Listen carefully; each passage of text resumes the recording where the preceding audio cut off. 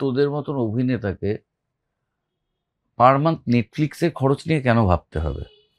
হ্যাঁ, কিন্তু যদি দিনের পর দিন কাজ না থাকে তো একটা সময় ওই ভাবনাটাও আসবে। হ্যাঁ, নেটফ্লিক্সের খরচ কম নয়। না অনেকটাই, হ্যাঁ অনেকটাই। তো এইটুকুনি অ্যাসিওরেন্স আমাদের ইন্ডাস্ট্রি দিতে পারছে না কেন? এটা কি মনে হয় তোদের? এটা তো তোমার বলা উচিত। আরে আমিও জানি না, তাহলে আমারও চিরদিনের পর আমি আর তারপর যে খুব বেশি ফলো আপ ছবি পেয়েছি তা তো নয়। তো তাও তোমার একটা স্টেডি গ্রাফ ছিল, মানে দেখো হ্যাঁ হ্যাঁ চিরদিনই সময়টা অন্য, তখন ওই সময় একটা ছবি করে অনেক কিছু বদলে যেত। হ্যাঁ, আর ওইটা হিরো হিরোইন কেন্দ্রিক ছবি, একদমই তাই। এবার এখানে ওটা কমার্শিয়াল লঞ্চ হ্যাঁ, আমাদের, একদমই ওটা আলাদা, তোদের বিষয়টা আলাদা, তোদের ওভাবে।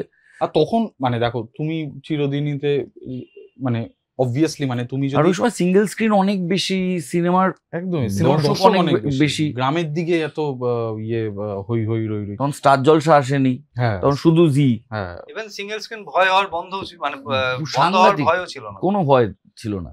সেইটা এখন আমাদের সময়টা পাল্টে গেছে এখন, মানে আর কি বলবো, মানে এটা মার্কেট সাইজ বড় করা ছাড়া তো আর কোনো উপায় দেখছি না আমাদের।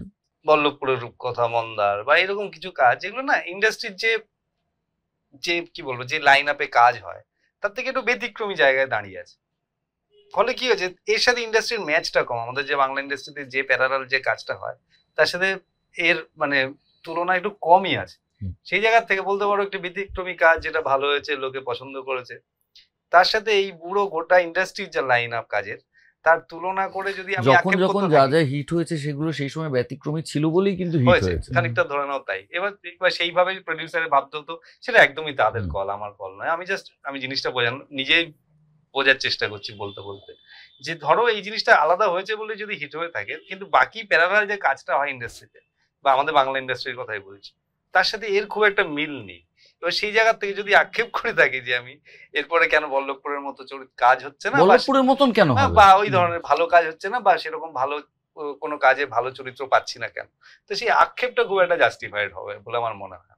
কারণ আমি দেখেছি দীর্ঘদিন ধরে বাংলাতে এইভাবেই কাস্টিং হয়, যে তুমি একটু পপুলার হয়ে গেলে তোমাকে পর্ব অনেকগুলো কাজে দিয়ে দেওয়া হলো, তারপরে তুমি ফুরিয়ে গেলে, তুমি বললো যে তোমার বল হলো তুমি যাও। সেই দিক থেকে এখন আমরা খানিকটা বেঁচেই আছি বলতে পারি। এটা কিন্তু শুধু টালিগঞ্জে নয়, ধর পোস্ট হেরাফেরি পরেশ রাওয়ালকে নিয়ে যেটা হয়েছিল, এখন পঙ্কজ ত্রিপাঠীকে নিয়ে যেটা হচ্ছে, রাজপাল যাদবকে নিয়ে একটা ফেজ গেছে, হয়ে গেছে।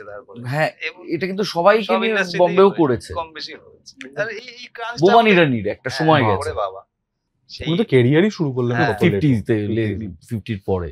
তো সেই ব্যাপারটা হয়েই রয়েছে আমাদের এখানে। ফলে এক্ষুনি আমার আক্ষেপ নেই অ্যাটলিস্ট যে আমি ভালো চরিত্র পাচ্ছি না, বা রাদার আমি বলবো যে আমি খানিকটা লাকি বলতে পারো যে আমি নানা রকমের চরিত্র পাই এখনো পর্যন্ত, মানে প্রায় একই রকম চরিত্র আমার হয়। দেখো মানে আমি এক্সপেক্টও করি না যে আমাকে মানে এই বল্লভপুরে মেন চরিত্র দিচ্ছে বলে সবাই আমাকে মেন চরিত্র দেবে, কিন্তু ভালো চরিত্র হলে আমি আজকে এরকম হয় না, আজকে একটাতে মেন চরিত্র করব, আবার একটাতে প্রয়োজনে ছোট চরিত্র করব, আবার যে আমার এইটাতে মেন চরিত্র করেছে আমার একটা ছবিতে সে ছোট করবে। হ্যাঁ হ্যাঁ একদম হচ্ছে এখন, ওরম ভাবেই হোক, কোনো অসুবিধা নেই। যেমন ধরো আমি তোমাকে একটা এক্সাম্পল দিই, ধরো ব্যোমকেশ, তোমরা যে মানে আমি দেবের ব্যোমকেশটা করলাম, ঠিক আছে, ওটাতে আমাকে দুটো চরিত্র অফার করেছিল, বলে তুই যেটা ইচ্ছা বিষাদাই বলেছিল, আমাকে রমাপতির চরিত্রটা বলেছিল আর মনিলালের মনিলাল, তুই তো মনিলালই, আমি মনিলাল করলাম, দুই মনিলাল, দুই মনিলাল বসে আছে সিনেমায় এবং সিরিজ থেকে। তো আমার মনিলালটা মানে স্ক্রিপ্ট পড়ে অনেক বেশি আমাকে অ্যাট্রাক্ট করলো। এবার আর যেহেতু মানে দেব আছে সিনেমাটাতে এবং বড় স্ক্রিনে রিলিজ করবে, সেই জন্য একটু অ্যাকশন ঢোকালো, একটু চেজ হ্যান ত্যান এসব একটু ঢোকালো। তো ফাইনালি মনিলাল গল্পে যেটুকু ছিল, মানে নিয়েই ইয়েটা করে নেয়, আত্মহত্যাটা করে নেয়, সেইটার থেকে বেরিয়ে গেল এবং একটা লার্জার দেন লাইফ একটা চরিত্র হলো। তো সেইটা আমার অনেক বেশি অ্যাট্রাক্ট করেছিল দেন রমাপতির অনেক কিছু আছে। আর আমাদের ছবিতে ভাস্কর করেছিল, ভাস্কর খুবই ভালো পাঠ করেছিল, সারা ছবি জুড়ে আছে এতগুলো ইন্টারাকশন, ওই তো মেন পুরো শোনাচ্ছে সবাইকে, ব্যোমকেশকে পুরো গল্প, কিন্তু তাও I choose to do Monilal আর কি। মানে সো মানে এই দিক থেকে আমার অনেক মানে কি বলবো, আই এম ক্লিয়ার যে, এবং কেউ জিজ্ঞেস করলেও আমি বলি যে আমার মানে মেন চরিত্র দরকার নেই, আমার একটু ভালো সাবস্ট্যান্সিয়াল একটা সিন করলেও যাতে লোকে মনে রাখে সেইটুকু হলেই আমার হবে।